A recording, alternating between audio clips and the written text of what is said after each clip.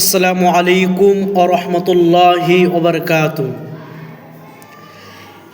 মহান আল্লাহ তাবারাক ওয়া তাআলা বলেন, ইয়া আইয়ুহাল্লাযীনা আমানু, হে ঈমানদারগণ, লা তাদখুলু বুয়ুতান গায়রা বুয়ুতিকুম, হে পৃথিবীর মানুষ, তোমরা নিজেদের গৃহ ব্যতীত অন্য কারো গৃহবাসীদের অনুমতি না নিয়ে তোমরা প্রবেশ করো না।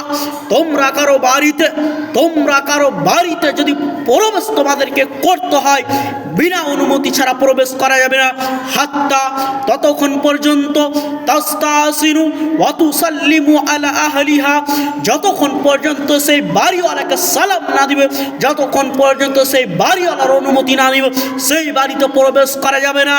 যালিকুম খায়রুল লাকুম লাআল্লাকুম তাতাযাক্কারুন, পৃথিবীর মানুষ তোমরা শুনে রাখো, তোমাদের জন্য সর্বোত্তম হচ্ছে এটাই।